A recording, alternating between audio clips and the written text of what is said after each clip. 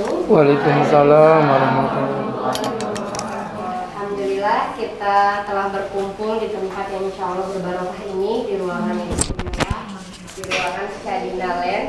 Dan alhamdulillah kita kedatangan tamu teristimewa kita, yaitu Ustaz Agus Khairul Huda. Selamat datang di Syadina Land, Ustaz. Sama-sama. Alhamdulillah pada hari ini kami semua akan menimba ilmu dari Ustaz. Dan untuk waktu dan tempatnya saya persilahkan kepada Ustaz Agus Khairul Huda. Jazakillah khair. Bismillahirrahmanirrahim. Rabbi israh li sadri wa yassir li amri wahlul 'uqdatam min lisani yafqahu qawli, amma ba'du. Assalamualaikum warahmatullahi wabarakatuh. Alhamdulillah hamdan yuafi ni'amahu wa yukafi mazidah. Ya Rabbana lakal hamdu kama yanbaghi li jalali wajhika wa 'azimi sultanik. Allahumma salli wa sallim wa barik ala Rasulillah sayyidina wa maulana wa habibina Muhammadin wa ala alihi wa sahbihi wa man tabi'ahum bi ihsanin ila yaumiddin. Yaqulullahu ta'ala fi kitabihil karim wa huwa asdaqul qailin biqaulihi a'udzu billahi minas syaitonir rajim ya ayyuhalladzina amanu ittaqullaha haqqa tuqatih wa la tamutunna illa wa antum muslimun. Sahabat-sahabatku pecinta Allah, sahabat-sahabatku kajian Syadina Land Balikpapan yang berbahagia, serta saudara-saudariku yang mencintai Allah dan yang masih sibuk bermakan kue yang dirahmati Allah Subhanahu wa ta'ala. Enggak apa-apa, lanjutin aja ya. Enggak masalah. Jadi teman-teman, alhamdulillah hari ini kita bisa berjumpa dalam satu kajian yang spesial ya. Di majelis yang spesial dihadiri oleh ribuan pendengar baik dari alam nyata maupun alam gaib ya. Dan alhamdulillah ini merupakan satu momen yang keberkahan yang luar biasa. Karena ternyata hidup itu tidak selalu berkaitan dengan kaya dan miskin ya. Kebahagiaan itu nggak ada urusan dengan kaya dan miskin, tapi terkadang kebahagiaan itu letaknya bukan di sini. Apa ini? Dompet bukan, tetapi kadang-kadang bahagia itu letaknya ada di sini. Apa ini, Mbak? Kantong ya. Yang dikatakan Nabi, laisal ghina ginal mal, bukanlah orang kaya yang kaya hartanya, wa innamal ghina ghina nafsi, tetapi orang kaya adalah yang kaya hatinya. Dan antum semua dikayakan oleh Allah hatinya, sehingga dimudahkan untuk bisa duduk bersama-sama di majelis yang penuh berkah ini untuk mengkaji daripada majelis ilmu ya, teman-teman yang dimuliakan Allah Subhanahu wa taala. Terlebih tema kita hari ini yaitu membahas tentang surah Al-Fatihah. Ini merupakan surah yang sebenarnya ya, kalau kita pelajari secara mendetail itu bahkan bisa dijadikan satu buku. Ketepatan Ustadz pernah membaca sebuah buku berjudul Keajaiban Al-Fatihah. Itu tebalnya kurang lebih sekitar 300 halaman. Itu kalau Ustadz kaji semuanya sampai 3 hari lagi juga nggak bakal selesai ya. Tetapi ya tadilah kata orang Arab berkata ma la yudraku kulluhu la yutraku jaluhu.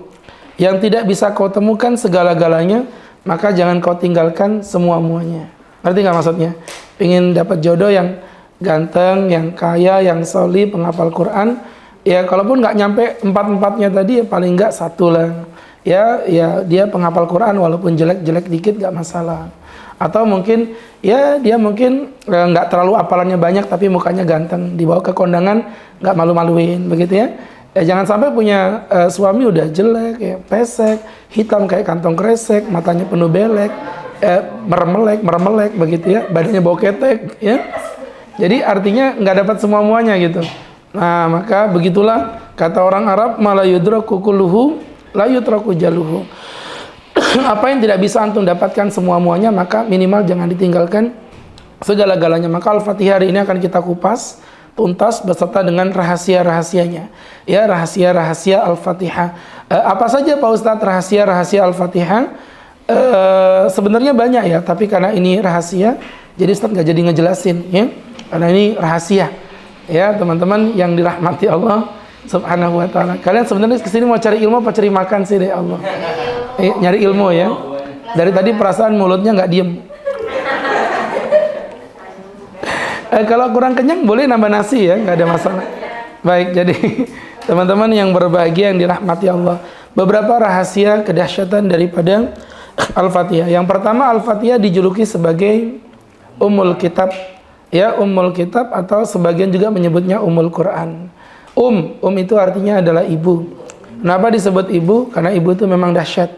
Yang dilakukan ibu belum tentu bisa digantikan oleh seorang ayah, tapi yang dilakukan ayah bisa dilakukan oleh seorang ibu. Ya, ayah nyari duit, ibu melahirkan. Ya kan? Berapa banyak ibu-ibu yang ikut nyari duit seperti ayah, tapi tolong jelaskan satu laki-laki yang bisa menggantikan, bisa melahirkan seorang anak seperti ibu-ibu. Nggak bakal bisa. Ya, sehingga berangkat dari situ laki-laki menang di otot, perempuan menang di rasa. Makanya laki-laki itu ada kerja keras jadi kuli. Banyak loh perempuan jadi kuli. Ya, bisa gitu. Tapi kalau pakai perasaannya, ibu-ibu pintar ngegosip, bapak-bapak belum tentu bisa. Ya, subhanallah kalau udah ngegosip, ya Allah. Mbak. Kamu tahu nggak sih, itu teman kita di Sahdina, ternyata dia itu pelakor. Ya. Perhatiin, fokus ya, liatin mulut Ustaz, ternyata dia itu pelakor. Jadi teman-teman, ini bisa kayak begini latihan 6 bulan kelas ya, ada ilmunya, namanya ilmu retorika. Kalau kalian kan bawaan orok gitu ya. Jadi teman-teman yang berbahagia, Masya Allah, itu nggak boleh kayak gitu, ngejelek-jelekin pelakor itu, mohon maaf ya, karena saya nggak terima, karena pelakor itu nggak boleh digeneralisir. Dia ada dua. Ada pelakor konvensional, ada pelakor syariah, ya kan? Apa bedanya Pak Ustadz? Beda dong, ya kan? Kalau pelakor konvensional haram, karena merebut suami orang itu dosa, haram. Tapi kalau pelakor syariah, indahnya berbagi. Baik, jadi yang dirahmati Allah Subhanahu Wa Taala, ini mendadak kok AC-nya kayak mati ya, panas gitu ya. Jadi teman-teman yang berbahagia, yang dimuliakan Allah Subhanahu Wa Taala.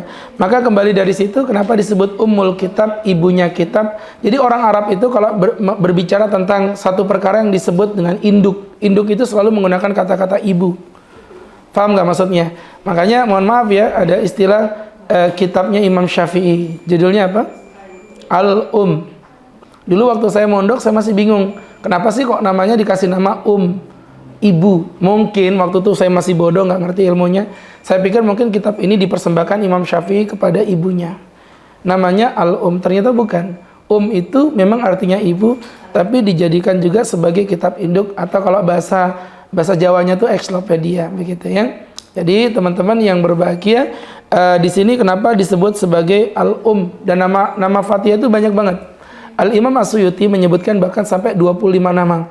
Salah satunya ya, ada Al-Fatihah, ada Al-Wafiyah, ada Asy-Syafiyah, ada Ummul Kitab, ada Sab'ul Mathani, ada Asy-Syifa, dan lain sebagainya. Nah, salah satunya namanya Ummul Kitab, dan itu langsung disebutkan Nabi dalam hadis sahih diriwayatkan Imam Abu Dawud, di mana Nabi mengatakan Alhamdulillahirabbil alamin Ummul Quran. Kata Nabi, surah Al-Fatihah itu adalah ibunya Quran. Wa Ummul Kitab, dan ibunya kitab. Wa Sab'ul Mathani, dan 7 ayat yang terulang. Ya teman-teman, disebut dengan 7 ayat yang terulang itu juga keren banget loh. Kenapa disebut 7 ayat yang terulang? Karena kan jumlah surah Al-Fatihah itu ada 7. Dan itu kita selalu ulang-ulang loh. Dan kalian sadar nggak, kalau bukan ciptaan Tuhan ini ya, demi Allah mungkin kalian sudah bosan bahkan jijik kalau bukan ciptaan Tuhan. Kenapa? Ayo kita berpikir. Kalian pernah lagu-lagu masa kalian masih muda itu apa sih? Pernah dengar lagu apa namanya, Tak Gendong Kemana-Mana? Oke ya, lagu itu dulu viral banget. Siapa sih yang nggak kenal lagu Tak Gendong Kemana-Mana? Sekarang orang nggak ada yang mau nyanyi lagi. Udah bosan, udah enak begitu. Al-Fatihah itu sejak kalian bayi lahir sudah dibacakan Al-Fatihah. Sampai seumuran kalian begini, coba kira-kira berapa sih umur kalian ini? Kalau dari wajah sih 42 lah ya. Jadi teman-teman, kenapa ketuaan kah? Ya berarti wajah kalian yang boros ya. Jadi teman-teman yang berbahagia, yang dirahmati Allah Subhanahu Wa Taala, dengerin Ustadz ya, lumayan lah, bagusan tua mukanya awet daripada muda mukanya boros, ya kan? Jadi sahabat-sahabatku, tadi ngomong apa Ustadz? Ustadz mah tua juga, tapi karena disorot lampu 2 begini jadi kelihatan bening juga muka, ya kan? Tapi panas kelesnya. Nyadar nggak sih udah telur bisa pecah? Nggak, bercanda, nggak usah heboh gitu, biasa aja. Hidup kalian nggak pernah sakit ya, kayaknya enjoy aja gitu ya. Jadi buat santai aja. Baik, kemarin Ustadz ngomong apa tadi tuh? Ngomongin tentang namanya Umul Kitab. Kenapa disebut dengan Umul Kitab? Dan tadi Sabaul Mathani ya, 7 ayat yang terulang-ulang, ini keren banget. Artinya di situ tuh nggak ada orang bosan dengan bacaan Fatihah. Belum pernah saya ketemu orang, saya bosan tat Fatihah, boleh nggak kayak saya sholatnya diganti jadi Al-Baqarah aja gitu. Ya, kita dikit-dikit mari kita buka acara kita dengan membaca surah Al-Fatihah gitu. Belum pernah kan kebayang, mari kita buka dengan membaca surah Ali Imran gitu ya. Bubar memang itu saudara. Artinya apa? Sahabat-sahabatku yang berbahagia, dari sini kita bisa belajar, poinnya adalah bahwa memang ini merupakan surah yang spesial. Alasan kenapa disebut sebagai Umul Kitab, ibunya kitab. Yang pertama, teman-teman, Al-Quran itu keren banget, mengandung sifat dasar Al-Quranul Karim. Kita langsung praktek saja ya. Apa benar di 7 ayat 7 doang loh ya, merangkum ciri-ciri khas daripada Al-Quran. Yang pertama misalnya kita ambil poin di surah Al-Baqarah, Ali Imran, Al-Ma'idah, At-Taubah. Surah-surah ini banyak membicarakan tentang kelakuan kaum muslimin, Yahudi dan juga Nasrani. Ternyata di Quran itu dirangkum hanya dengan 1 ayat saja di dalam surah Al-Fatihah. Suratal ladzina an'amta 'alaihim ghairil maghdubi 'alaihim waladdallin. Jadi cuma gitu doang. Suratal ladzina an'amta 'alaihim ghairil maghdub, bukan jalan yang engkau laknat. Kalian tahu nggak itu jalannya siapa? Jalan yang dilaknat itu artinya jalannya orang Yahudi. Waladdallin, dan bukan jalan orang yang tersesat. Yang tersesat itu siapa? Orang Nasrani. Kenapa Yahudi dilaknat? Karena Yahudi benci banget sama Nabi. Kenapa Nasrani tersesat? Karena mereka tuh cinta banget sama Nabi, tapi kecintaan mereka tidak berbatas, sehingga yang harusnya cukup jadi Nabi, sama dia dijadikan Tuhan. Jadi sama-sama kebablasan. Yang satu benci dengan Nabi, yang satu ngefans dengan Nabi, tapi sama-sama sesat. Karena yang benci akhirnya membunuh para Nabi, ya termasuk Nabi Isa kan, dalam ceritanya yang ngerjain Nabi Isa itu kan adalah orang-orang Yahudi. Nah begitu pula orang-orang Nasrani, mereka itu ngefans banget dengan Nabi Isa, tapi akhirnya menyembah daripada Nabi Isa alaihi salam. Ya, padahal Nabi Isa sendiri tidak pernah berkata sembahlah aku. Dan itu bisa dibuktikan, mau di Quran, mau di Bible, perjanjian baru, perjanjian lama, perjanjian jual beli, perjanjian akad sewa menyewa, mudoroba, murabaha bisa dipertanggungjawabkan. Silakan carikan satu aja di mana Nabi Isa berkata, sembahlah aku adalah Tuhanmu. Kalau ada, saya berani siap hari ini masuk ke agama Nasrani. Tidak ada. Nabi Isa tidak pernah berkata, sembahlah aku, teman-teman. Ya, sehingga berangkat dari situ, Nabi Isa stay pada kalimat haknya, menyembah kepada Allah Subhanahu wa Ta'ala saja. Ya, sehingga berangkat dari situ, di sini Allah sebutkan bagaimana ketika Allah menjelaskan di Al-Baqarah yang sepanjang itu, Al-Ma'idah, Ali Imran, surah At-Taubah, ini hampir 10 juz. Sama Al-Quran dirangkum dengan satu kalimat, ghairil maghdubi 'alaihim, bukan jalan yang kau laknat, itu jalannya Yahudi. Waladdallin, bukan pula jalannya orang-orang yang tersesat, itu adalah jalannya orang Nasrani. Masya Allah. Di surah Al-Anbiya, surah Al-Mu'minun, Asy-Syu'ara, banyak bercerita tentang kisah-kisah para nabi. Kalian sadar nggak? Di Al-Fatihah itu cuma disebut dengan satu poin kecil aja. Siratal ladzina an'amta 'alaihim, jalan yang engkau berkahi ya Allah. Jalannya siapa itu? Jalannya para nabi. Jadi kejadian Nabi Isa alaihissalam harus berkorban ya menghadapi kaumnya yang zalim. Jalannya Nabi Ibrahim alaihissalam yang harus menerima dibakar hidup-hidup. Kemudian beliau pindah ke Jakarta, mutasi, dan karir beliau Masya Allah akhirnya menjadi pimpinan total Indonesia. Saya ditelepon, Tat, bisa nggak datang ke rumah saya? Anak saya khitan. Oh iya Pak, Insya Allah Pak. Saya datang begitu ke Jakarta. Sampai di Jakarta, saya nggak ngerti, beliau kan pejabat nasional ya. Tamunya itu Masya Allah, menteri-menteri. Dan waktu itu yang paling membuat saya terengang-engah itu datang Bapak Wakil Presiden, zaman itu masih Pak Yusuf Kala. Jadi tanpa ada protokoler ya, duduk bareng begini, ngobrol normal, biasa. Jadi enak aja ngobrol biasa. Jadi Masya Allah, ngerasa gimana gitu, sampai istri datang, Bi, bangun Bi, bangun. Ternyata mimpi ya. Jadi kenapa? Wajah kalian kayak nggak ikhlas gitu ya? Mimpi aja diceritain, begitu kan? Pasti kalian kan, apa sih orang mimpi doang? Apa bedanya dengan Nabi Allah Ibrahim? Kenapa Nabi Ibrahim tidak berpikir dengan pikiran yang sama? Ya, misalnya contoh nih, datang melalui wahyunya melalui mimpi. Terus Ibrahim cuma bilang, ya itu kan cuma mimpi doang ya.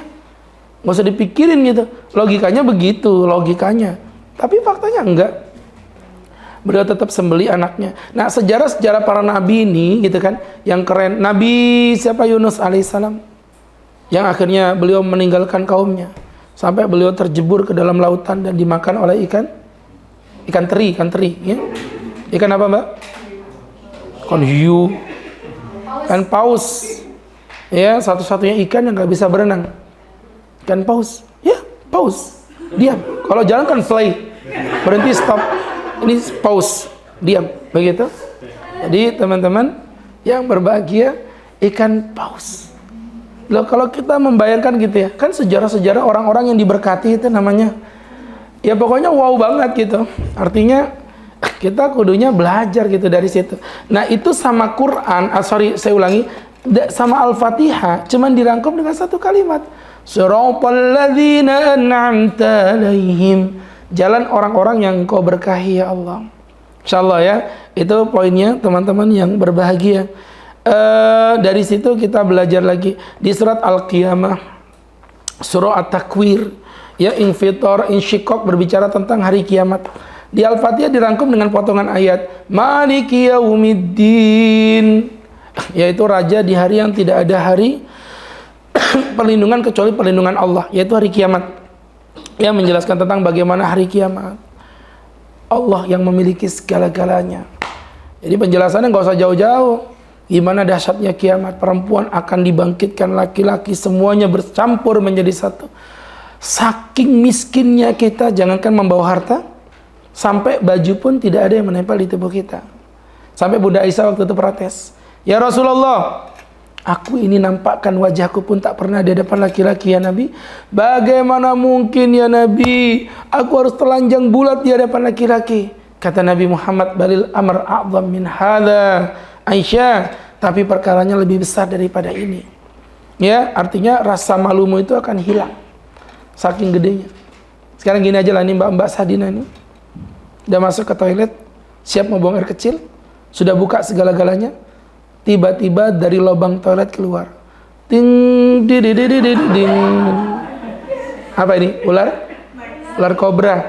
Pertanyaan Ustadz, kira-kira kalian pakai celana dulu baru keluar atau keluar dulu baru pakai celana? Hah? Pasti kalian keluar dulu baru pakai celana. Malunya udah hilang demi menyelamatkan diri dari ular. Padahal di luar lebih banyak ular-ular yang berbahaya. Ya? Jadi teman-teman, maksudnya ular kobra. Aku benci pikiranku. Baik. Jadi teman-teman yang dirahmati Allah Subhanahu wa taala, ini menjadi pembelajaran. Jadi dirangkum sama Allah. Begitu pula ya, di dalam surah An-Nisa itu banyak, atau surah-surah semisal berbicara tentang konsep ibadah. Di dalam Fatihah dirangkum cuma di satu ayat doang. Iyyaka na'budu wa iyyaka nasta'in. Hanya kepadamu lah kami menyembah ya Allah, dan hanya kepadamu lah kami memohon pertolongan. Itu konsep ibadah. Sedangkan surah yang lain itu An-Nisa ngejelasin hukum begitu panjang, ya, dan lain sebagainya. Al-Maidah juga menjelaskan hukum yang sebegitu panjang. Di dalam Al-Fatihah cuma dijelaskan dalam konsep bahwa kami menyembah Engkau dan kami minta pertolongan kepada Engkau. Itu gabungan itu. Nyembah kepada Allah, minta tolongnya kepada Allah. Kalau kalian masih merasa ada zat yang masih bisa dimintain tolong selain Allah, secara zatnya ya, bukan wasilah. Kalau wasilah beda. Contoh misalnya saya minta tolong dengan orang kaya, bantuin dong, saya butuh modal ini. Itu namanya minta tolong sebagai wasilah. Karena keyakinan kita yang nolong tetap Allah. Tapi sekarang kan tidak. Beberapa orang bahkan menganggap ada makhluk yang memiliki sifat Tuhan. Siapa itu? Dukun. Orang Islam sujudnya paling depan, sholat ibadahnya paling kenceng, tapi percaya dengan Gus Samsudin. Gus Irfan Zindan. Kalian nggak ngerti apa-apa di sini, kasihan banget ya. Itu yang lagi viral tuh loh. Kalian taunya berkas. Kapan nikahnya? Ya, jadi teman-teman target. Jadi teman-teman yang berbahagia, yang dirahmati Allah, tapi kalian tuh sekeras-kerasnya tugas kalian di Sahdina itu lebih keras tugas Ustadz di Sahdina. Ya, jagain baliho hari-harian.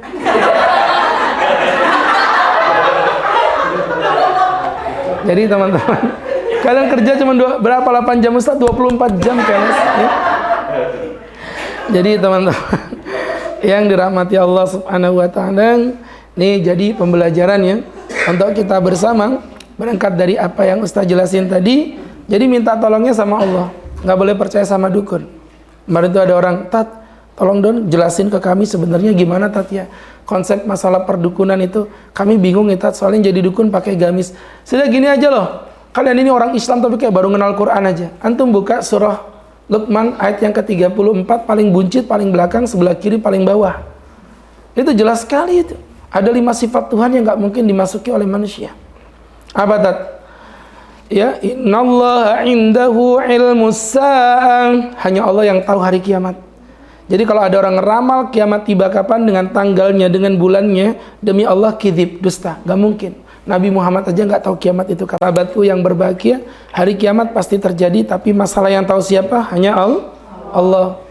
Wa yunazzilul ghais. Allah yang menurunkan hujan. Jadi cuman Allah yang tahu hujan itu kapan turun. Kalau ada orang ngaku bisa punya remote yang mengontrol di langit, saya nggak mau nyebutin namanya. Nggak mau nyebutin nama Rara. Saya nggak mau nyebutin nama Rara ya.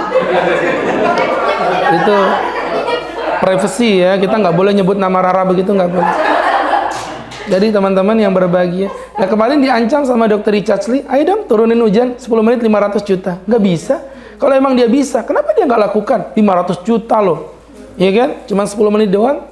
Ustadz aja ceramah di sini 1 jam, cuma dapat air putih doang. Ya? Enggak, di perusahaan kecil-kecil aja. Itu biasa susu beruang, biasa begitu. Jarang sih air putih begini.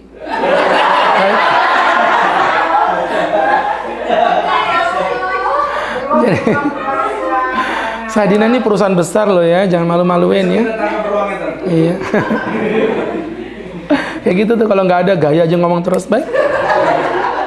Jadi teman-teman yang berbahagia ya, jadi itu tadi yang kedua ya, menurunkan hujan nggak mungkin, mustahil, kidib, dusta itu. Kemudian yang ketiga kata Allah, wa ma tadri nafsum, maaf, wa ya'lamu ma fil arham. Hanya Allah yang tahu apa yang ada di dalam kandungan seorang wanita. Ustaz, dokter kandungan itu tahu isi perut kita. Nih dengerin Ustaz ya, dengerin. Kemarin saya diundang sama perempuan, Pak Ustaz nanti kalau anak saya lahiran Ustaz yang isi akikah, insyaallah minta nama dong Pak Ustaz, cowok cewek Tat, tahu dari mana? USG Pak Ustaz. Oke, kita kasih nama cewek. Pas dateng ternyata itu backdropnya tuh gambar laki-laki yang apa namanya cowok-cowok gitu, yang apa tokoh-tokoh cowok itu. Kok cowok sih gambarnya, bukan anaknya cewek? Nggak Tat, anaknya cowok. Katamu kemarin cewek. Iya Tat, kata dokter telurnya kejepit di antara 2 paha. Iya, jadi nggak ada yang tahu, hanya Allah yang ngerti, nggak ada yang benar ya. Kemudian berikutnya yang keempat, wa ma tadri nafsum madza taksibu ghadan. Tidak ada yang tahu kapan apa yang terjadi pada keesokan hari. Ya, makanya kalau ada yang bisa ngeramal suruh ke sini. Saya kasih gaji, udahlah nggak usah jadi dukun, kerja sama saya, nanti saya kasih gaji per bulan 50 juta. Serius, yang bisa ngeramal semua ini silakan. Saya ajak kerjasama di bidang bursa saham. Ya enggak? Kalau emang dia bisa masa depan, kita cari saham yang sukses mana. Saya modal ini 1M gitu ya. Kalau untung 30% aja per hari dapat 300 juta itu. Kalau memang Anda tahu, ya kan? Jadi artinya nggak ada yang tahu masa depan yang terjadi itu apa. Ya, wa ma tadri nafsum bi ayyi ardin tamut. Dan tidak ada yang tahu kapan dan di mana engkau akan meninggal dunia. Meninggal mah nggak bisa dikira-kira teman-teman. Ada orang itu pamit ke toilet, kepleset, mati ada. Bahkan orang pengajian yang ngapa-ngapain, diem gini, toto duduk ndingklu mati gitu. Iya serius. Ada pengajian itu sambil main HP kan kesetrum dia nrrrr begitu kan, mati.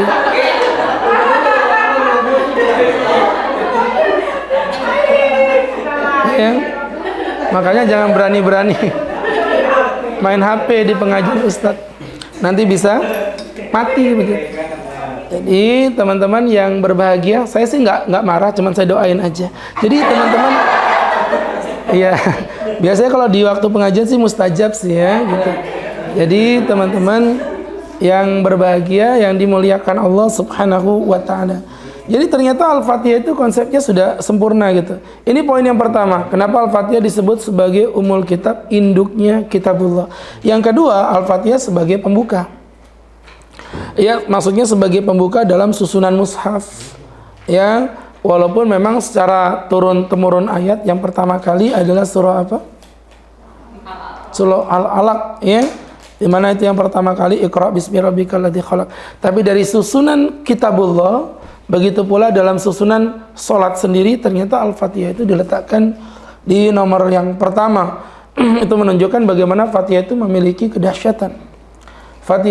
Al-Fatihah itu memiliki keutamaan di mata Allah Subhanahu wa Ta'ala. Ya, sama kayak pembukaan Undang-Undang Dasar Republik Indonesia.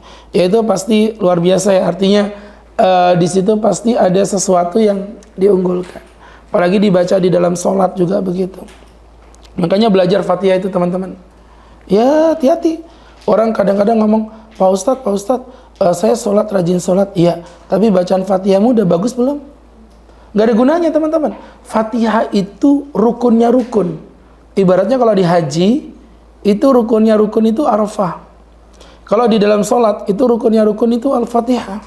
Jadi walaupun kalian ibadah mau sujud, sampai jidat bonyok, hidung pesek, gigi rontok, upil berantakan, kumis dak karuan, bulu ketek berterbangan melambai-lambai di atas awan. Kalian pegang omongan Ustadz ya. Kalau Fatihahnya masih jelek, sholatnya nggak bakal diterima sama Allah. Dan kalian jangan berdalih, Pak Ustadz, namanya saya masih belajar ya, saya nggak tahu Pak Ustadz. Hei dengerin, kebodohan itu tidak akan bisa menjadi hujjah. Perhatikan, kalau orang bodoh itu bisa jadi hujjah. Kata Imam Syafi'i, "Lau kanal jahlu hujjatan lana 'inda rabbina." Andai kata kebodohan itu bisa menjadi alasan di hadapan Tuhanku, lakanal jahlu aula indi, maka menjadi orang bodoh adalah cita-citaku. Paham nggak maksud Imam Syafi'i? Ini kalimat satir ya, sindiran. Kalau bodoh itu bisa jadi alasan, ya enak jadi orang bodoh lah.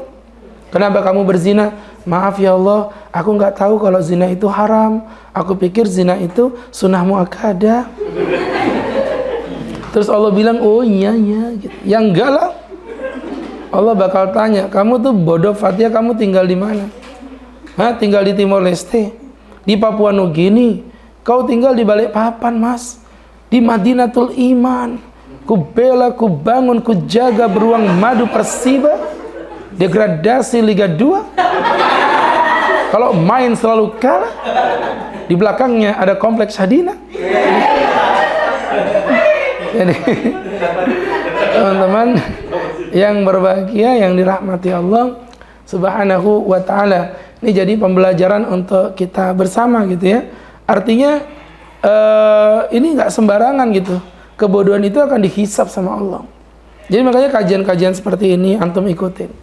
Ya, seberapapun kajian itu di luar juga dikejar lagi, kan banyak tuh kajian-kajian anak muda. Ya, teman-teman yang berbahagia, kalau yang ibu-ibu itu ada Ustaz punya kajian namanya SQ, Softener Kolbu. Kalau untuk yang masih muda-muda, kita punya kajian namanya Ngapel, Ngaji Asik Pemuda Milenial gitu. Jadi kita ayo kumpul bareng nih, banyak kegiatan-kegiatan kebaikan. Jadi satu, kita fokus di poin yang sama, ingin berubah dengan ilmu. Begitu. Jadi hijrah itu nggak cuma tampang doang yang diganti. Sekarang kan komunitas hijrah itu kayaknya ganti tampang doang. Nggak jilbaban, sekarang pakai jilbab. Ya kan? Kemarin pakai kaos, sekarang pakai gamis. Itu namanya hijrah tampang, teman-teman. Tapi ada satu poin yang mereka lupakan. Mereka kadang-kadang hijrah, tetapi nggak mau nuntut ilmu. Malas duduk dengan ilmu, cuman semangat doang nih yang tinggi. Gak bisa. Kan Ustaz udah bilang tadi, semangat berbuat baik belum tentu menjadi baik Kalau cara Anda tidak baik, saya akan buktikan ya. Sesuatu yang baik, niatnya baik, ya silakan masuk. Jangan lupa password. Sahadina Ceria. Ini ada live-nya gitu. Ada. Oh, silakan, jangan lupa passwordnya. Ya. Tetap bersama AA Gus. Ya. Iklan ini dipersembahkan oleh Sahadina Lens The Ummah Project. Ya. Jadi teman-teman yang dirahmati Allah. Ya, karena saya pernah lama juga itu di BTV, di Info Channel. Jadi kalau dengar suara telepon pas lagi kajian tuh kayak agak terkonek dengan masa lalu gitu. Jadi teman-teman yang dirahmati Allah Subhanahu wa taala. Tadi ngomong apaan Ustaz? Ya kan? Hah? Lupa. Udah kita bubar aja deh. Ustaz tadi bilang sama kalian hijrah itu harus niat, harus punya ilmu yang baik, karena niat berbuat baik belum tentu menjadi kebaikan kalau antum tidak tahu cara berbuat baik. Contoh, sholat duhur berapa rakaat? 4. Ada orang nih memiliki maksiat di masa lalunya. Dia sekarang hijrah, dia bertobat, dia mohon ampun kepada Allah. Dia sholat duhur 5 rakaat dalam rangka melakukan program akselerasi percepatan tobat. Ya, akselerasi percepatan tobat. Ustadz mau tanya, perhatiin, menurut antum niat dia baik apa enggak? Baik niatnya, tapi caranya benar apa salah? Di mata Allah diterima apa enggak? Itu maksudnya. Saya kasih contoh lebih ekstrim biar lebih paham lagi. Ustadz punya tetangga seorang jentik, ya, jentik, janda cantik,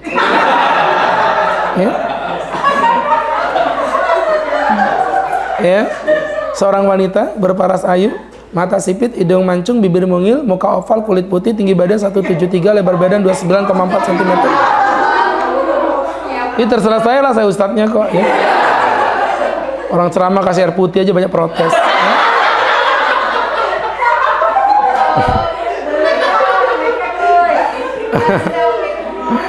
Marah sih enggak, diundang lagi mikir ya. Iya kan Ustadz udah bilang nggak marah Ustadz. Cuman diundang lagi kan boleh dong, hak saya untuk berpikir ya. Jadi teman-teman yang berbahagia sebagai Ustadz yang wajahnya nampak di baliho-baliho itu ya kan. Jadi ketawa jelek banget sih. Ya Allah, ketawanya aja falas, gimana ngajinya coba. Baiklah teman-teman yang dirahmati Allah, Ustadz punya tetangga seorang apa tadi? Jentik ya, jentik, janda jentik. Akhirnya malam-malam badannya demam. Saya sebagai ustadz yang baik hati gitu ya, nggak tega gitu loh. Perempuan sendirian gitu kan, seorang janda, suaminya udah meninggal dunia, umurnya 23 tahun, kasihan banget gitu loh. Akhirnya ustadz datengin gitu kan, ada apa mbak? Anu pak ustadz, kayaknya masuk angin, bisa minta tolong dikerokin pak ustadz. Ini ceritanya loh ya, bukan betulan ya. Ini otak kalian udah jalan kemana-mana nih ya. Bukan, ini ceritanya doang. Akhirnya Ustadz kerokin gitu loh. Loh, niat Ustadz itu baik nggak sebenarnya? Niat Ustadz baik nggak? Baik. Ya udah gitu aja. Baik teman-teman. Niat Ustadz baik, tapi caranya salah. Di mata Allah diterima tidak? Itu bukti teman-teman kalau kebodohan itu tidak bisa menjadi hujah di hadapan Tuhan. Walaupun niatnya baik. Maka berangkat dari situ, sahabat-sahabatku yang berbahagia, yang dimuliakan Allah Subhanahu wa ta'ala, kembali dari apa yang Ustaz jelaskan tadi, maka kesimpulannya bahwa memang Al-Fatihah itu begitu dasarnya dibaca di dalam Al-Quranul Karim, di dalam sholat kita. Berarti ada 2 tugas yang antum harus miliki. Yang pertama, bacaan harus yang benar, dan kemudian isinya harus dipahami. Ya, bacaannya harus yang benar. Ustaz nggak bisa ngejelasin sekarang karena ini bakal panjang banget. Dulu saya masih ingat di pesantren itu saya belajar Fatihah 6 bulan teman-teman. Serius nggak bercanda Ustaz. Jadi mulut kita dipukul-pukul sama guru kami namanya Cak Midat ya, alumni Kudus. Bacaannya luar biasa. Alhamdulillahirabbil alamin. Al-ha, ha. Itu kalau kedengaran mendesanya al-ha, alhamdulillah, itu mulut kita ditamparnya. Pak begitu. Al-ha, ha. Ha, nggak boleh. Alhamdulillahi Rabbil Alamin. Sampai pada yang kita sering salah itu, Suratal ladzina an'amta alaihim. An'am. Kita kadang kan kembar aja itu. Suratal ladzina an'amta alaihim. Ya. Enggak boleh. An'amta alaihim, belajar gitu. Jadi ada makhrajnya. Nanti kapan-kapan bisa belajar lah. Ya, dengan ustadz taksin atau mungkin di dalam sesi yang berbeda ya. Teman-teman nanti khusus untuk cara membaca Al-Fatihah dengan benar. Itu kalian harus belajar. Kenapa? Mohon maaf teman-teman, itu nggak mudah. Ustadz masih ingat sendiri bagaimana dulu Ustadz waktu belajar selama 6 bulan. Ya, dan nggak bisa menang lagu aja. Berapa banyak imam-imam di balik papan saya dengerin lagunya gini. Tapi salah bacaannya. Nggak boleh, nggak diterima sama Allah itu. Ya, Alhamdulillahi Rabbil Alamin. Yang belakang wow, kayak di Makkah, kepalanya nyut. Ar-Rahmanir Rahim. Wow, kayak Imam Sudes, kepalanya nyut. Sampai Maliki Yaumiddin. Iyyaka na'budu wa iyyaka nasta'in. Ihdinas siratal mustaqim. Udah mulai hatinya udah gede, dipuji-puji orang. Siratal ladzina an'amta alaihim min sijjin faj'alahum ka'asfin ma'kul. Allahu Akbar. Makmumnya mas apa? Kapan aminnya tadi? Kok tahu-tahu rokok ces? Menegate. Jadi teman-teman yang berbahagia belajar. Ini yang pertama ya makhrajnya. Dan yang kedua, antum harus bisa mengerti maknanya. Pelajari satu-satu, Masya Allah. Dalam teman-teman. Alhamdulillahi Rabbil Alamin. Dimulai dengan pujian. Bayangin ya, antum memuji Allah, Tuhan pencipta semesta alam. Jadi kita mah kecil. Ya kalau kita ngelihat proyek Sadina, The Ummah Project, ada berapa puluh hektar. Itu kayaknya gede banget. Coba kalian naik pesawat, kalian lihat ke bawah, kecil. BSB itu yang sebesar itu loh, kalau kita naik pesawat. Kalian pernah naik pesawat gak sih? Gak pernah ya? Kasihan banget ya. Iya, pesawat bisa terbang gitu, gaya gitu. Ya Allah, di atas langit, gak ada yang megangin tuh. Keren banget gak sih? Ya kan? Jadi kalau naik pesawat lihat BSB gitu, ya Allah mah kecil banget BSB ya. Kayak mainan begitu. Ustadz kemarin baru aja pergi ke Sangatta, itu naik, Sangatta betul. Naik pesawat baling-baling itu, di atasnya Islamic Center. Karena pesawat baling-baling kan gak mungkin tinggi ya, dia agak rendah gitu. Saya lihatin, Masya Allah, sekecil itu doang. Gimana Allah ngelihat dari atas langit ketujuh.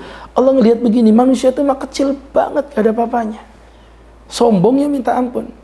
Maliki Yaumiddin. Tuhan pencipta semesta alam. Kita mulai mikir lagi. Ya, di hari kerajaan yang tidak ada raja kecuali Allah. Iyyaka na'budu wa iyyaka nasta'in. Pujian tadi menghasilkan hanya kepadamu ya Allah kami mohon pertolongan, dan hanya kepadamu ya Allah kami menyembah kepadamu. Sembah memohon pertolongan. Ihdinas siratal mustaqim. Ini doa yang paling mustajab kata Syekh Ibn Taimiyah. Doa yang paling mustajab itu doa yang didahului dua perkara. Yang pertama pujian kepada Allah, dan yang kedua menggunakan asma dan sifatnya Allah Subhanahu wa taala. Di situ kita memuji Allah, dan di situ ada kata-kata Ar-Rahmanir Rahim. Yang Ar-Rahman Nir-Rahim. Jadi kalau kita belajar, poinnya adalah kata-kata ihdinas siratal mustaqim itu luar biasa, ya. Menjadi poin doa orang hamba kepada Tuhannya, ya, berikan kami jalan yang lurus ya Allah. Kalau udah lurus mah keren. Kalian mau ngapain aja nggak bisa maksiat. Ada aja cara Allah untuk menggagalkan niat maksiat antum. Loh ya, itu namanya hidayah. Kalau orang udah punya hidayah, walaupun antum punya 1000 niat untuk bermaksiat, Allah halangi. Ya, berapa banyak orang-orang yang sedemikian, Masya Allah ya, udah di depan mata maksiatnya, sama Allah dihalangi. Tapi sebaliknya, orang kalau udah dapat niat baik, ustadznya ada di BTV, itu berarti di Kaltim Pos, jemaahnya ada di Grogot. Saya ditelepon, Pak Ustadz berkenan ceramah di Grogot, insya Allah. Sampai sana, Ustadz disambut, Masya Allah ya, disambut Ustadz. Saya bilang, Mas, kok kayak udah familiar? Padahal saya ini kan baru pertama kali ke sini. Kata mereka apa? Iya Pak Ustadz, mohon maaf, jemaah di sini baru pertama kali ketemu Ustadz. Tapi kami udah biasa ngelihat Ustadz di BTV. Saya tuh jadi mikirnya gini, Ustadznya di Balikpapan, jemaahnya di Grogot. Itu namanya hidayah. Tapi sebaliknya, kalau bukan hidayah, Ustadznya ada di depan matanya, dia tuh malah sibuk aja main HP nggak selesai-selesai. Itu berarti namanya orang yang tidak mendapatkan hidayah. Walaupun Ustadznya udah dekat jaraknya, hanya berapa meter dari wajahnya, tapi sama Allah dihalangi untuk dia bisa mendapatkan kebaikan. Itu tidak mendapatkan hidayah. Begitu. Jadi teman-teman yang berbahagia, nggak usah dilihatin, udah ditutupin, ya, tenang aja. Jadi teman-teman yang berbahagia, itu yang Ustaz maksudkan tadi ya, ihdinas shiratal mustaqim, shiratal ladzina an'amta 'alaihim ghairil maghdubi 'alaihim waladdallin. Dipertegas lagi jalan orang yang kau berkahi. Makanya yang dikejarkan di Sadina itu berkah. Ya, berkahnya bukan jumlah. Yang dikejar itu adalah berkah, bukan jumlah. Karena di dalam keberkahan terdapat kecukupan. Kata siapa itu ya? Saya pernah dengar gitu. Kenapa? Yang waktu puasa itu kata-kata itu banyak. Enggak puasa, sampai hari ini pun masih ada. Enggak pernah dengerin berarti ini ya, enggak pernah dengerin. Jadi teman-teman yang dirahmati Allah Subhanahu wa taala, ada salah satu dai kondang yang pernah berkata sedemikian. Kondangan nikah. Jadi teman-teman yang berbahagia, artinya kalau kita pelajari yang dicari itu berkah. Oh iya, mohon maaf ya, teman-teman yang dirahmati Allah Subhanahu wa taala, orang kalau duitnya banyak gitu. Duitnya banyak tapi nggak berkah. Ada aja caranya Allah itu untuk ngabisin duitnya dia. Tapi kalau duit dikit tapi berkah, ada aja caranya Allah untuk mempertahankan uangnya. Saya belajar dari kehidupan teman-teman. Ternyata untuk menjadi kaya itu nggak mesti banyak duit. Yang penting jangan sedikit. Ya tolong teman-teman. Bukan. Nggak mesti banyak. Yang penting pengeluarannya terjaga. Paham nggak maksudnya? Saya kasih contoh ya. Jadi ada orang gajinya 10 juta dengan gajinya 3 juta. Lebih banyak mana? 10. Yang gaji 10 juta pengeluarannya 12 juta. Yang 3 juta pengeluarannya 2 juta. Menurut antum lebih kaya yang mana? 3 juta apa yang 10 juta? 3 juta. Yang 3 juta. Ya, kok bisa? Ya bisa aja. Caranya Allah. Ya kalau yang tadi itu yang gajinya 3 juta, istrinya mau dandan, nggak usah deh dandan mahal-mahal, pakai lulur-lulur, sudah beli minyak tawon aja diurut-urut sama aja licin juga, ya kan? Jadi masya Allah, ya kan? Cukup anaknya nggak usah pakai belajar di Primagama, English Fast, nggak usah belajar di SD kampung aja, tapi bisa ikut Olimpiade internasional, ya kan? Rumahnya nggak perlu mahal, gitu kan? Cicilan cuma 999.000 aja. Ya, seberat harga cicilan motor gitu kan. Jadi teman-teman yang dirahmati Allah Subhanahu wa taala, tapi bisa punya rumah sendiri gitu. Enggak pakai jalur bank, tanpa riba, tanpa goror. Ya kan? Jadi teman-teman yang berbahagia yang dirahmati Allah Subhanahu wa taala, artinya kalau kita belajar dikit tapi ngena gitu.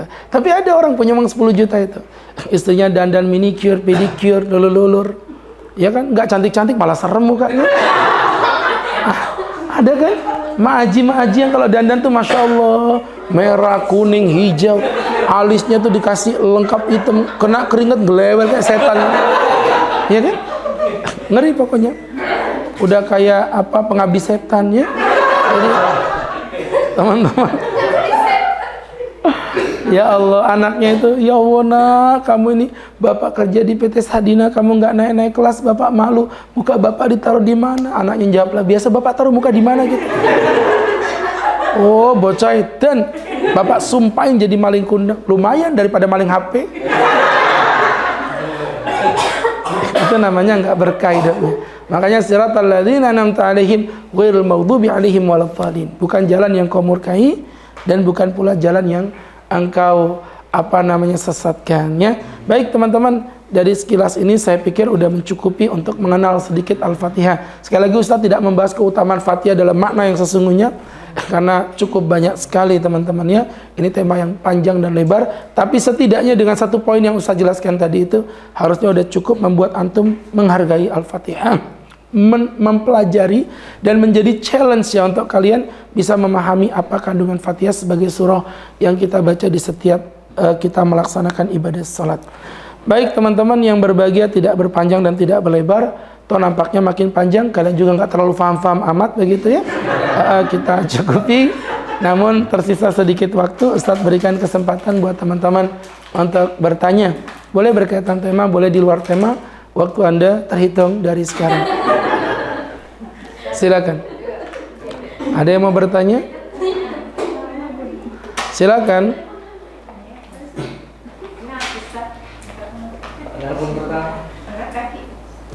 Silakan. Ya. Assalamualaikum warahmatullahi wabarakatuh. Saya mau jawab. Mama ibu saya itu pernah itu bilang dia agak lupa tentang saya sih khususnya. Apakah saya sudah nikah atau belum? Nah, untuk ingat-ingat yang dulu dia agak lupa sampai dia wafat belum terjawab sampai sekarang. Dan untuk bapak sendiri juga lebih lupa lagi. Maksudnya ibunya lupa Anda udah nikah apa belum gitu? Akikah. Akikoh. Kikah. Baik, dengerin Ustaz. Dengerin. Begini Mbak ya. Al-asal adam, begitu kaidah dalam ilmu usul fikih, pada dasarnya tidak ada sesuatu yang Anda ragukan keberadaannya atau ketidakberadaannya, berarti pada dasarnya tidak ada. Jadi kalau ibu Anda berkata, ibu udah lupa ya kamu dulu diakikain atau tidak, bapak juga udah lupa, bla bla bla, maka rekomendasi dari Ustadz Anda boleh berakikoh. Pak Ustadz, apakah umur seperti saya boleh? Boleh. Menurut Imam Ahmad memang tidak boleh, karena Imam Ahmad mewajibkan maksimum 7 hari, 14 hari, 21 hari. Full, udah nggak bisa lagi. Berarti udah overtime, UTJ batal. Ya seperti itu.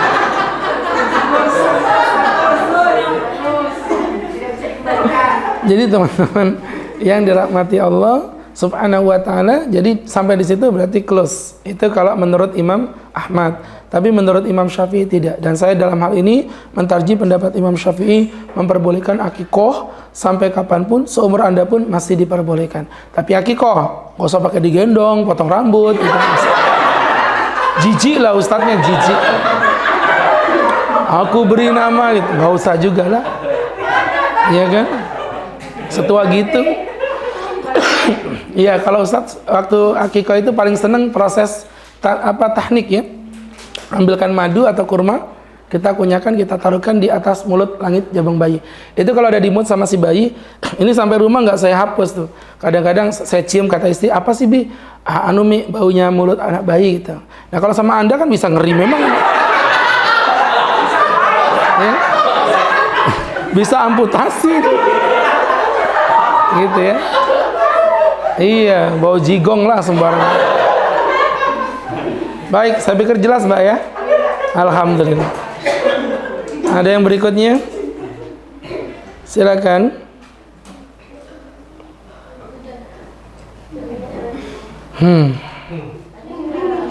Silakan. 5 4 3 2 1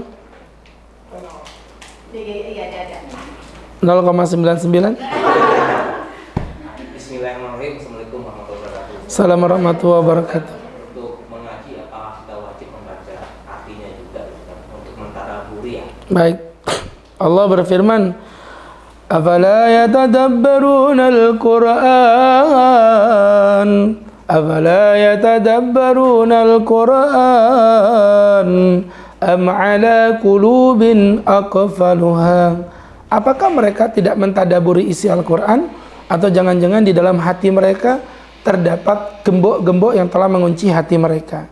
Jadi menunjukkan bahwa dalam membaca Al-Quran itu kita diwajibkan untuk tadabbur. Dan konsep dasar tadabbur itu memang memahami maksudnya. Itu konsep dasar. Artinya sebelum kita ngomong yang tinggi-tinggi, ya nggak usah ngomongin atap lah, terbuat dari apa. Nggak usah ngomongin temboknya lah, bahannya apa. Anda ngomongin cakar ayam ke bawahnya dulu itu. Itu kira-kira tipenya seperti apa? Apakah tipe 36 atau tipe 40 sekian atau tipe ruko, ya? Jadi tolong dibedakan. Jadi teman-teman yang berbahagia, kalau cor ke bawahnya udah jelek, yang ke atas pasti jelek semua. Artinya kalau Anda baca Quran, Anda aja nggak ngerti maksudnya, gimana Anda bisa menikmati ayatnya? Pernah nonton film horor? Kan kita ditakut-takutin tuh, tapi kok orang seneng gitu ya menikmati. Apa sih nikmatnya dari film horor tuh? Biasa nonton Doraemon sih, kalian nggak ngerti. Enggak, nonton film horor tuh loh, nikmatnya di mana? Bisa ngomong gak sih orang-orang ini, Masya Allah? Seremnya. Ya kalau alur cerita mah semuanya juga alur cerita. Maksudnya kekhususannya itu, musiknya, yang seremnya pokoknya lah. Oke. Kalau nonton film drama itu asiknya di bagian apanya? Nangis, romantis kali ya. Drama kok nangis sih, aneh banget ya. Nangis, baiklah, romantis kali maksudnya. Oke. Kalau nonton film India itu asiknya di bagian mananya? Joget, salah. Nyanyi, salah. Tahu apa jawabannya? Salah. Polisinya salah. Yang membuat film India itu nikmat karena ada artinya. Bayangkan kalau tidak ada artinya, yang kalian tahu cuman kuch hotahe, ya kan? Jadi karena kalian bisa memahami India itu, filmnya itu Anda bisa nikmati karena ada terjemahannya. Artinya berangkat dari situ nggak mungkin Anda bisa menikmati ayat Allah kalau Anda nggak ngerti maksudnya. Nah maka berangkat dari situ baca Quran itu kalau bisa dibagi 2 sesi. Ada baca yang memang targetnya untuk khatam, ada baca targetnya untuk tadabbur. Itu dibedain. Target khatam sehari mungkin saya mau anutat 1 hari 1 juz. Itu target untuk khatamannya. Tapi target untuk tadabburnya misalnya 1 hari 2 ayat. Gak apa-apa. Seperti itu. Jadi jalan dua-duanya. Begitu. Wallahu a'lam bishawab. Satu terakhir.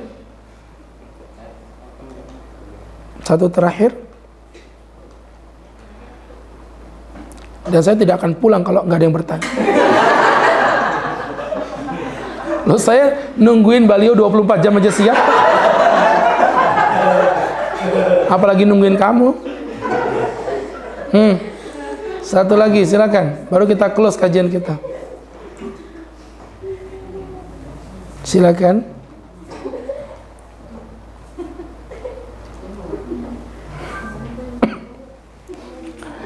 Silakan. Assalamualaikum warahmatullahi wabarakatuh. Waalaikumsalam warahmatullahi wabarakatuh. Mau nanya ini, kadang kan memang kalau lagi sholat tuh pasti mikir kemana-mana gitu. Itu tuh caranya gimana? Kadang sudah fokus tapi tetap mikir gitu, mikir kerja, mikir apa? Bikin konten. Ya, Pak Ustadz, saya kalau sholat mikir kemana-mana. Solusinya gimana? Solusinya gampang sekali.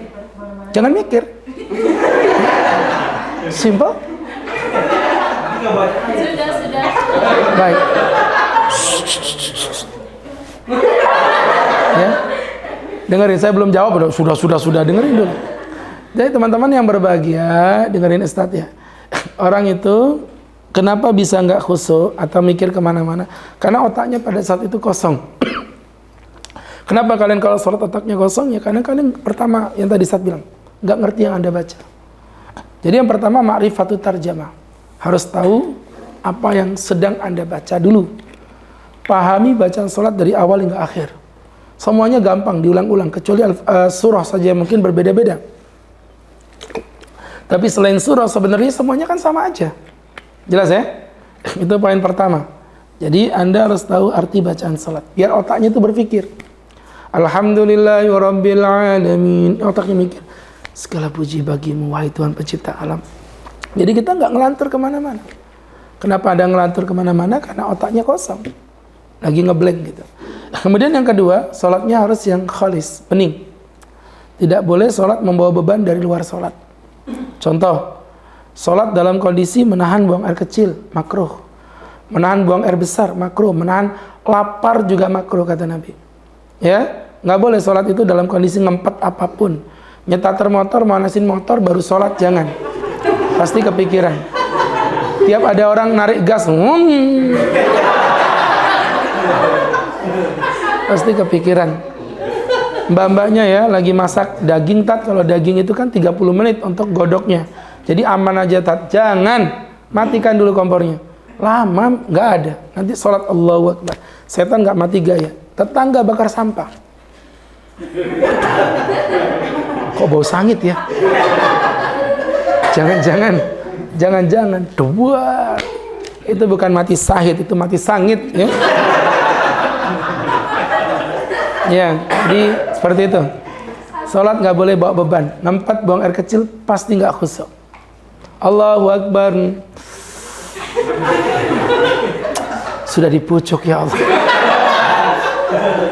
Pucuk. Kenikmatan teh ada di pucuknya, ya.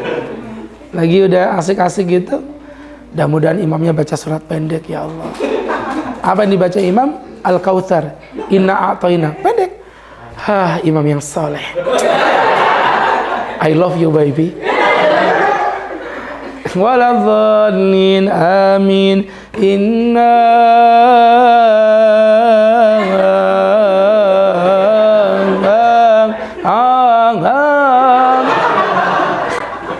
makmumnya di belakang kurang ngajar kau Ji. Kau tipu aku Ji. Lah emang imam tahu dari mana kau bakal nahan kentut? Ya kan? Yang ketiga atau yang terakhir itu salatnya harus yang ihsan. Apa ihsan itu Pak Ustadz? Anta'budallah ka'annaka tara. Kau menyembah kepada Allah seakan-akan kau melihat Allah atau seakan-akan Allah yang melihat dirimu. Visualisasikan kita lagi nunduk. Nih, nunduk begini. Allah ngeliatin kepala kita. Nggak usah bayangin Allahnya gimana. Bayangin aja Anda dilihat oleh Zat yang Maha Perkasa. Di belakang ada malaikat Israel pencabut nyawa. Ini salat yang terakhir buat kita.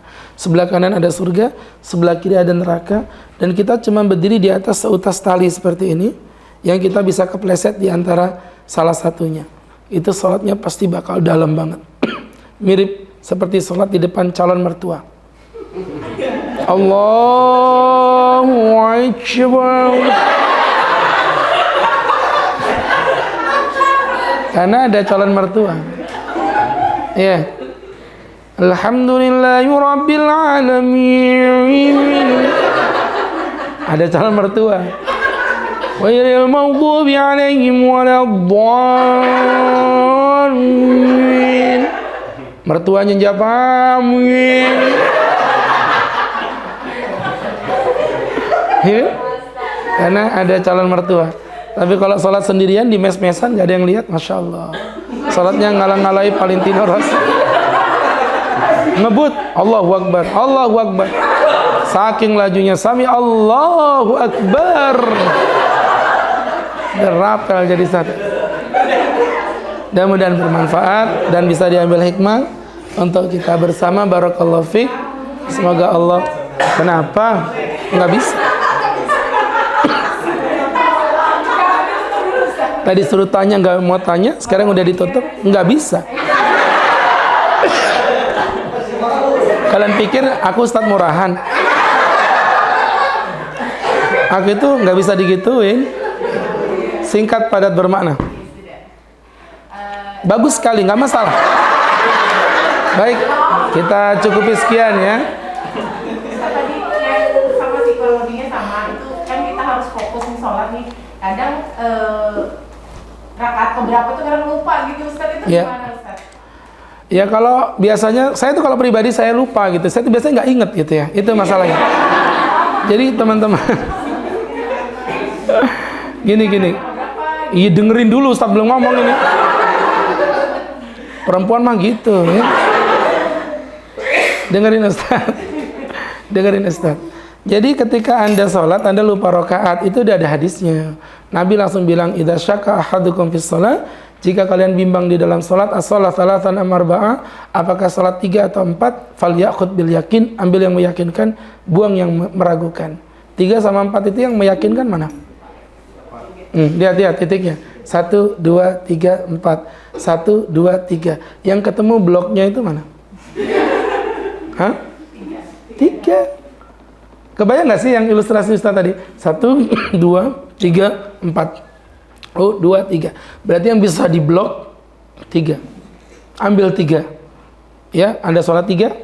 Kalau itu memang 3, alhamdulillah. Berarti pas. Tapi kalau Anda bilang 3, ternyata itu 4,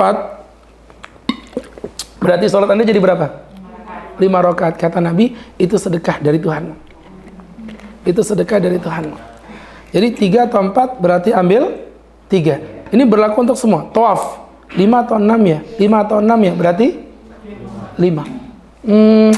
Istriku 1 apa 2 ya? 1 apa 2 ya? Berarti 3 ya? Udah jelas? Oke, baik teman-teman yang berbahagia, Masya Allah. Ini memang kalau belajar tentang salat itu lebih luas lagi ya. Kajian salat itu kajian fikih terpanjang teman-teman. Kajian salat itu kajian fikih paling panjang dalam kajian fikih. Itu bisa, kalau Ustadz pribadi ya, ada beberapa jam. Apalagi kalau fikihnya fikih muqarrin, fikih perbandingan, itu bisa bertahun-tahun. Maka butuh kesabaran. Nah, itu maksud Ustadz tadi teman-teman, carilah kajian-kajian di luar sana ya, yang betul-betul kalian bisa ikutin. Jadi ngilmu itu nggak cuma berdasarkan semangat, tapi berdasarkan bobot ilmu yang betul-betul antum cari, sehingga antum bisa beramal tuh murni karena ilmu Allah. Begitu ya. Mudah-mudahan bermanfaat, dan mari kita berdoa kepada Allah Subhanahu wa taala. Amin. Allahumma amin. Alhamdulillah rabbil alamin. Hamdan yuafi ni'amah wa yukafi mazidahu. Ya Rabbana lakal hamdu kama yanbaghi li jalali wajhika wa 'azimi sultanik. Allahumma salli wa sallim wa barik ala rasulika sayyidina Muhammadin fil awwalin wal akhirin wa fi kulli waqtin wa hin wa fil mala'il a'la ila yaumiddin.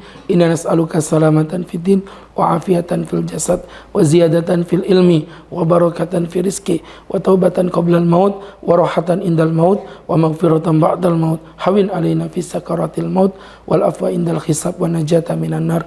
Rabbana atina fid dunya hasanah wa fil akhirati hasanah wa qina adzabannar. Rabbana innaka qulta fi kitabikal karim ud'uni astajib lakum ha nahnu da'unaka ya Rabbana fastajib lana kama wa'adtana innaka la tukhliful mi'ad ya qadiyal hajat iqdi hajatina wa hajatuna katsir wa anta la tahtaju ilal bayani wa tafsir birahmatika ya arhamar rahimin. Sallallahu ala sayyidina Muhammad nabiyil ummi wa ala alihi wa sahbihi wasallam warzuqna lahul mutaba'ati lahu zahiran wa batinan ya arhamar rahimin bi fadli subhanaka rabbika rabbil izzati amma yasifun salamun alal mursalin alhamdulillahi rabbil alamin. Barakallahu fiik. Mudah-mudahan berkah selalu untuk kita dan untuk PT Syahadina. Semoga Allah cintai kita, semoga Allah masukkan kita ke dalam surganya. Billahi taufik wal hidayah. Assalamualaikum warahmatullahi wabarakatuh.